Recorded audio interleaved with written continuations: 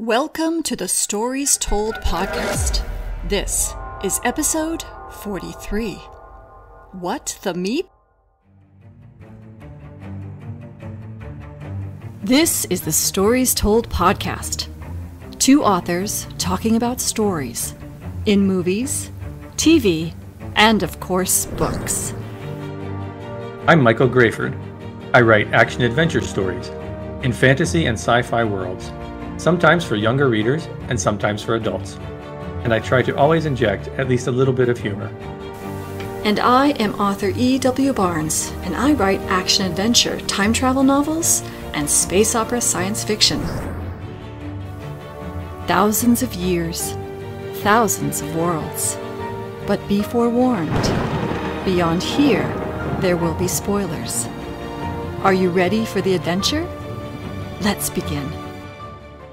Welcome back to the Stories Told podcast. I'm author E.W. Barnes, and with me is author Michael Grayford.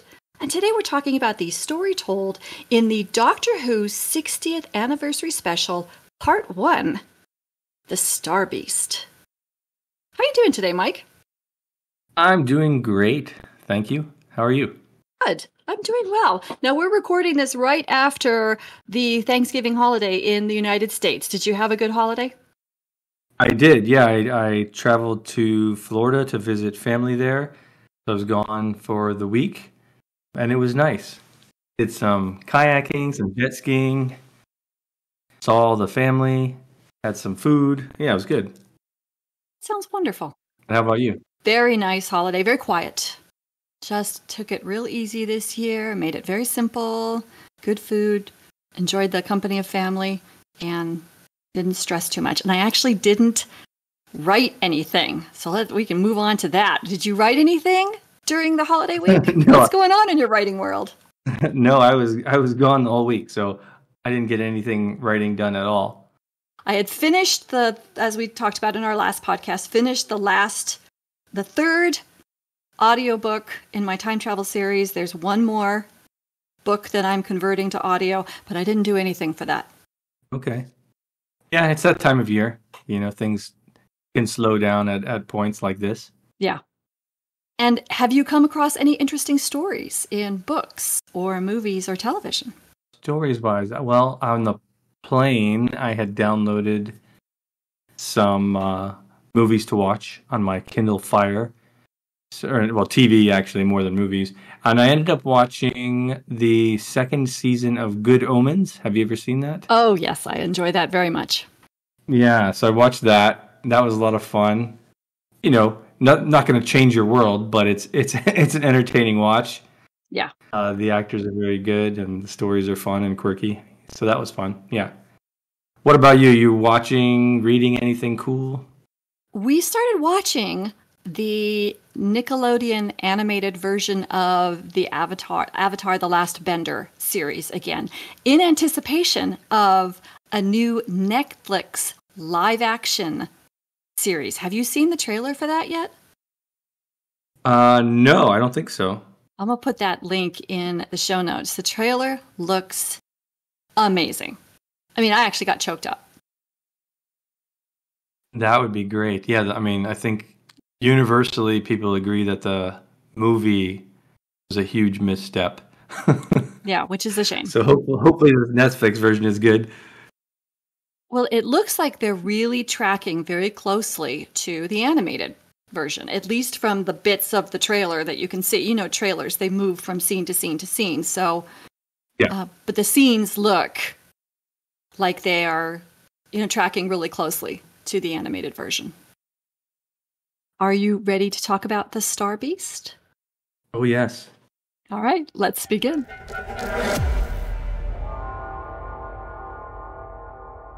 Today we're talking about the story told in the Doctor Who 60th anniversary special, Part 1, The Star Beast. And I will read the brief synopsis that comes up when you type in Doctor Who, The Star Beast on Google. And it looks like it's coming from IMDb.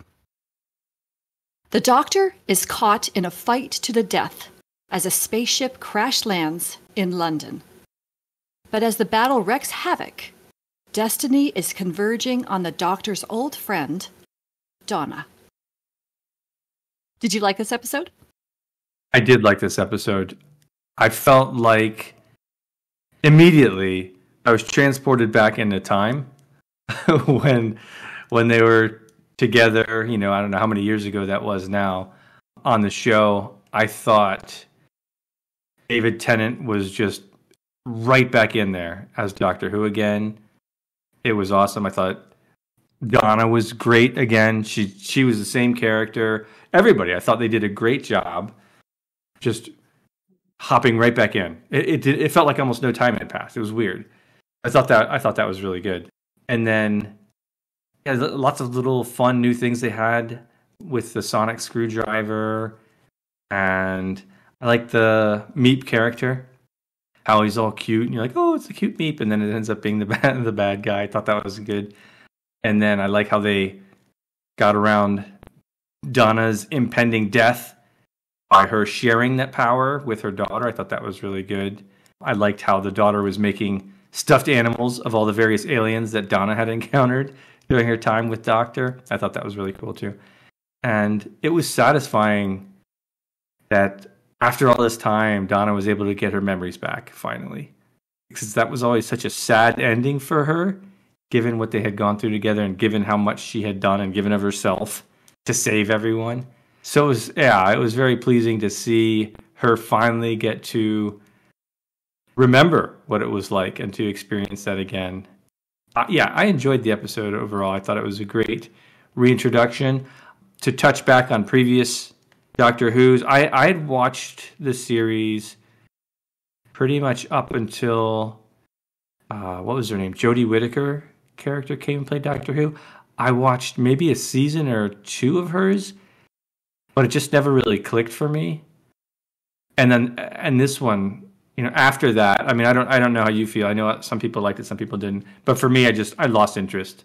I thought there were a lot of problems I had with that version of the Doctor and how they presented it on screen. And this one felt refreshing. It's like, okay, we're back. And I think that's why they did it, right? Get us back to the Doctor Who. Everybody loves Tennant. So it was good to see that again. And I think we have, 3 episodes total in this little arc here. So I'm very interested to see where this goes. What about you? Did you like this? How did this land for you? I did like it. I agree. It was like we were back, but also it was new. And I thought they did a wonderful job of bringing in the old familiar while still making it very new, feeling very new. I thought they really did a terrific job of orienting us as to where we were now. Like you, I actually did not see the Jodie Whittaker series, not because I had a problem with it, because they started streaming on a service that I didn't take. And I wasn't going to buy a new service just for Doctor Who. So I didn't see any of those just because of that. And I'm actually kind of hoping, I've got my fingers crossed, that this new partnership with Disney Plus will mean that they'll start showing all the old Who's, because I miss them. I will watch those again in a heartbeat. And so I'm hoping that that's going to be an end result of this partnership, that Disney becomes a streaming platform for all the Doctor Who's that are still in existence. Yeah. I thought they did a terrific job of orienting us where we are and what's going on. As far as for those of us who may not have seen the immediately previous episode or knew what was happening in the storyline. I had some vague ideas, but not having seen any of those episodes, I thought this was a great way of doing it. We got to see where Donna was in her life, and we got to see where the Doctor was as he just regenerated into this new old face and the confusion about that. And it's funny because I did watch the Doctor Who, the official Doctor Who channel on YouTube, did a Thanksgiving Day live of the best of Who kind of thing. Because this is right when the Doctor Who's 60th anniversary, I think it's the 23rd of November, that the first Doctor Who aired. And so they were celebrating on that YouTube. So I got to see some scenes from previous Doctor Who's as I just sort of watched that. And one of the things I remember is from the Day of the Doctor, which was the 50th anniversary special with David Tennant and Matt Smith and John Hurt. Do you remember that one? Yeah, that was great. Yeah, that was great. we also got to see a little cameo from Tom Baker. Yes. And he said, you will revisit old faces, but just the favorites. And so I thought, okay, that's where we go here. We're revisiting this old favorite, just like Tom Baker said might happen, which I thought was clever and fun and well done. Yeah, that's true. I loved the new music. I always love listening to the music and seeing what they do with it and how they make variations on the theme. And I do love Donna's my favorite companion. And I know people have different opinions. You know, some people are really into Rose and some people are really into Amy. I get it. Donna was always my favorite. So I love the tension of the danger to her, of her remembering, and all of these things happening all around her that brings that danger closer and closer. I thought they did a great job of building that tension. You knew something was going to happen. She was going to have to come to a crisis point with the doctor back in her life and all these things happening. But I thought they did a great job of building that tension without drawing it out ridiculously. And then when they finally did reach that crisis point, Nova does pathos like David Tennant. I mean, it's just like, it was so perfect. I was like, you could just feel the knife in the heart about having to make a decision that was going to kill him no matter what. It was just, not kill him literally, but just really cause him pain. And then the personal moments between them, just wonderful. And I agree. I thought the way that they resolved her meta-crisis as the Dr. Donna was really clever. And I thought it was just very well thought out. So yeah, I enjoyed the episode a lot. So who was your first doctor? Who was my favorite doctor? Your favorite or your first? Who was your first? Who was your favorite? Oh, the first. Yeah, the first. I don't remember my first. I watched, the old Doctor Who from like the 60s or whatever it was, 60s and 70s, whenever that was. So I remember seeing a few doctors there, but of that older batch, it would be Tom Baker. I thought he was great. He was sort of the quintessential Doctor Who for me from that time period. In this new version, I don't know that I have a favorite. I would say my top two are probably Matt Smith and David Tennant for Eccleston. I wish he could have had more time on the show as a doctor. And then when Peter Capaldi came in, I really didn't like his doctor at first. It took a while for me to warm up to him. But by the end, I really liked him as well. So, I would say for me, it would probably be Tennant or Matt Smith. I thought they had such a zany energy about them, but at the same time, they could do incredibly serious very well. Yeah, I like them both. I wanted to touch something on before we move on. Some things that you said. I loved how there was all this crazy stuff going on around Donna, and had obviously been for years because they allude to it, right, about these other instances, and she's always oblivious to what's going on.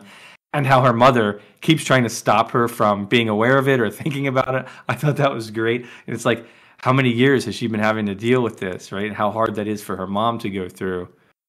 And, she's just like trying to do this so her daughter doesn't remember what happened. I thought that was really good. And then I love, like you said, how Tennant's doctor, he's wrought over this decision that he has to make. And we see how much love he has for Donna and for her grandfather as well. And I really hope we get to see him. They wanted him to have that awareness of, hey, everything's going to be okay now. And I, as a viewer, I want that as well. So they better give that to us. I'll be disappointed. So anyway, flipping back, do you have a favorite doctor, from past era or present era? And who is that? Well, my first doctor was Tom Baker, because I think he was the doctor for a very long time. And so those reruns were most likely to show up on PBS. So I remember first watching it and seeing Tom Baker. My favorite doctor is actually the Matt Smith version. And it's only because I thought he did this presentation of a very old man in a very young body so wonderfully well. Juxtaposition of this very young face and this very old man in that body. I just loved it. I just always thought the way that he came to whatever was going on as the doctor with that sort of foundational framework of who he was in that iteration was always very brilliant. I agree. I wish I could have seen more of Christopher Eccleston. I enjoyed David Tennant's mania. He was a very manic doctor. And, you sometimes didn't know what he was going to do, because sometimes he could take the story off in a very strange direction.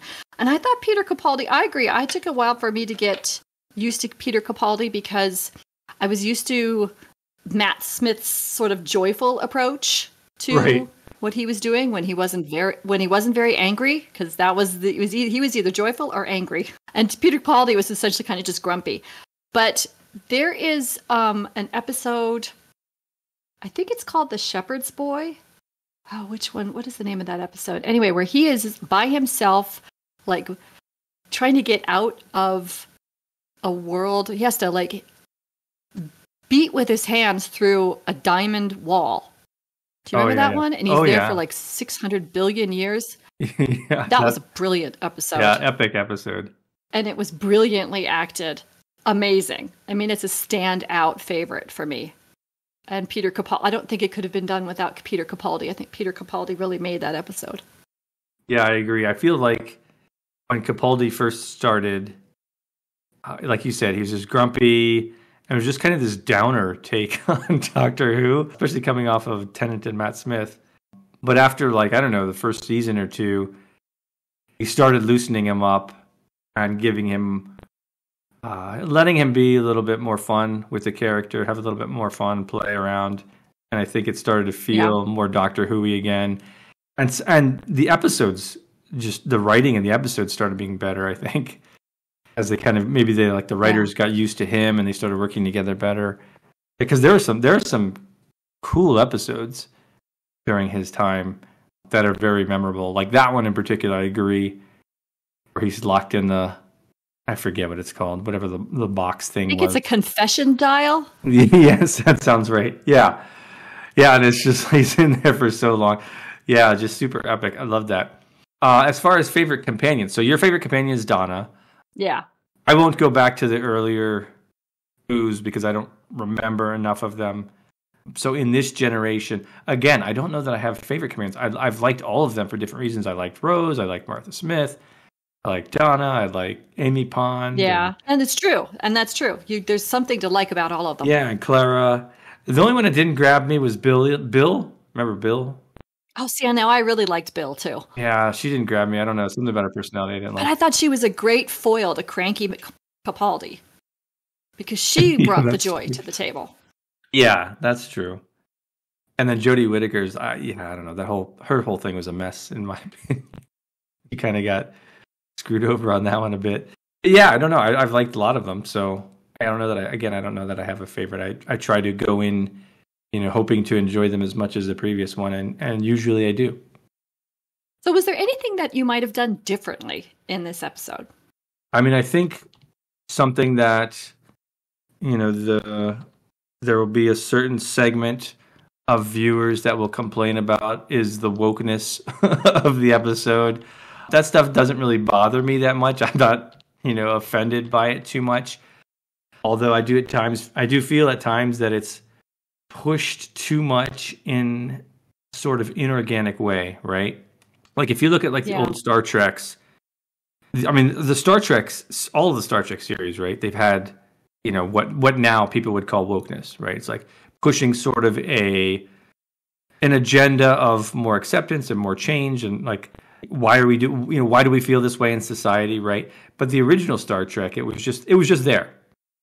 They didn't smash you over the head with it. And I feel like sometimes some of the newer things do smash you over the head with it. And that's probably what people rebel against, because it's like, hey, look at this, as opposed to, hey, this is just characters in a story. And I did get that feeling a little bit in this episode. One of the times was when the Meep's pronouns. That was such a modern day thing to happen, which I guess, they're in the modern day. But I feel like the Doctor would have been the most progressive with that and have been the one to notice that first. So that kind of stood out to me. It's like he would be the one to say, hey, you can't just assume this, whereas he was the one to assume it. Let's assume that this thing is a male, or assume that it, he's been around to so many different planets and so many different times. There's no way he would have assumed that this thing is male unless he already knew the species and knew how to identify it as such. And I think that's a really good point. He would have seen non-gendered creatures. He would have seen multi-gendered creatures. So that kind of stood out to me. putting that in as someone else saying that and having him respond to, hey, wait, we don't know that. This thing's, whatever it is. But I did like the flip around where the Meep is like, I forget what the tense was or what the specific word was, but I am, the Meep. And the doctor says, hey, I do that too. I thought that was funny. I like that. Yeah. So that's the one thing that stood out to me. Otherwise, I generally liked the setup and the flow. Like you said, sort of reintroduction of the characters and where they are in this world and how Donna has been oblivious to things going on around her and also shielded from that as much as possible. We see that she has a child now, and yeah, I like the way that they did it, and I like the way that they integrated her kid into the story and having that be a part of releasing of the time energy. So yeah, overall I liked it. I think that was the one thing that I noted. What about you? What would you improve? Well, I think I would have, based on the fact that I did not see the previous episode before this one, right? And these are transitions all the time where we regenerate from one doctor to a new doctor. I would have actually liked to have seen that regeneration moment right at the beginning as part of the orientation of where we are and what things are going. I would have loved to have seen that. Just have that little bit of, this is what happened. 14th Doctor regenerated into the 15th, and oh my gosh, it's a familiar face, and had that moment and then moved on. But that's a small thing. And there may have been IP issues involved here because that was written by a different person, and then they would have had to have gotten permission, licensing in order to use those scenes. I don't know. But I think just for myself as a viewer, I would have liked to have seen that. I noted, like you did, the way there was some messaging that was a little overt. This is not uncommon in New Who. We've been seeing that for a long time. So, especially the Russell T Davies versions, back with Eccleston and with Tennant, you saw this a lot in other contexts. So, to me, it wasn't a surprise. It did stand out a little bit. It did take me out of the world a bit, but it wasn't the first time. So, okay, as a fan of Doctor Who, knowing that I do like the New Who, knowing that I have seen this kind of writing before, I accept that as part of the way this show is presented and has historically been presented. The other thing that kind of stood out for me, that really stood out actually quite largely for me, and it was sort of a big deal to me, but it could just be me. When Donna spilled the coffee on the TARDIS, it looked so forced.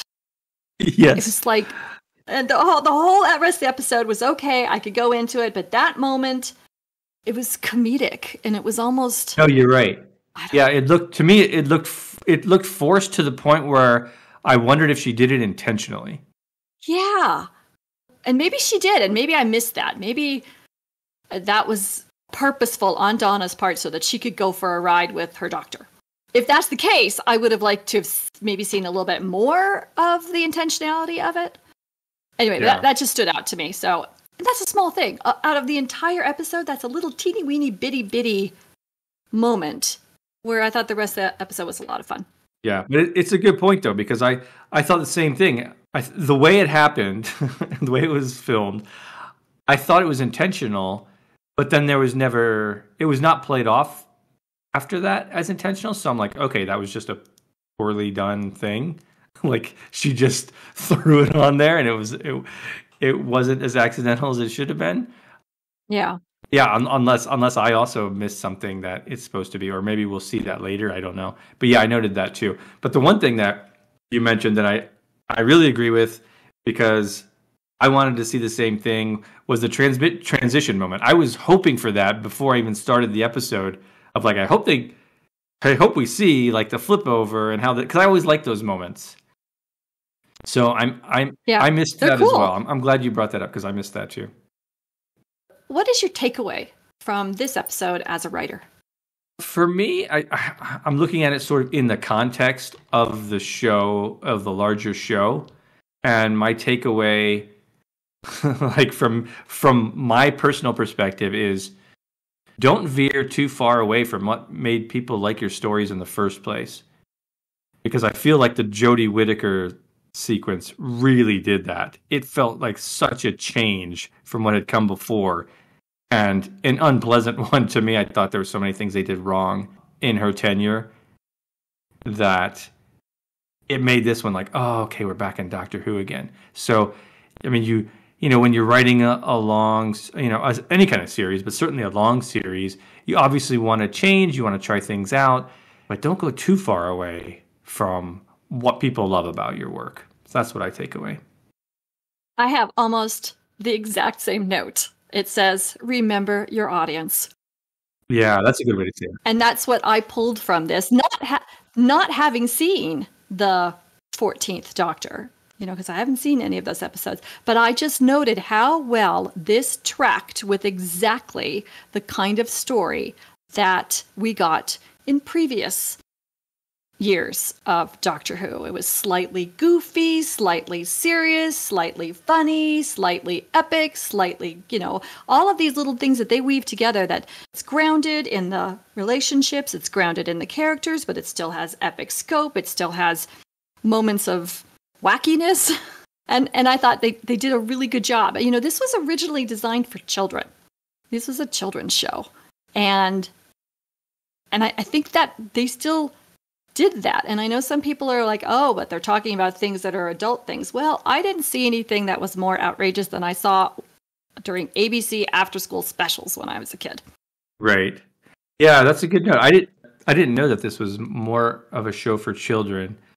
But now that you say that, it kind of reminds me of like Star Wars from that perspective, right? Obviously, George Lucas intended the original Star Wars. He aimed it more at children, but it connected with all ages. And sort of took off and became a different thing, you know, something broader. And I think Doctor Who has certainly done that. I mean, we're still watching it and loving these shows, and we're not children, at least physically. Maybe there may be some mentally childish aspects of in there, at least for me. I'll admit to that. Thank you for joining us as we talked about the Doctor Who 60th Anniversary Special, Part 1, The Star Beast. A big thank you to our Patreon supporters and all our subscribers. We're so grateful for your support and your encouragement. The Stories Told podcast is available on multiple podcast platforms, and we thank you for liking and subscribing and following, depending on where you're listening. It may not be a big deal to you, but it means a lot to us. You can find Michael Grayford at michaelgrayford.com and E.W. Barnes at 1000years.com, and those links are in the show notes.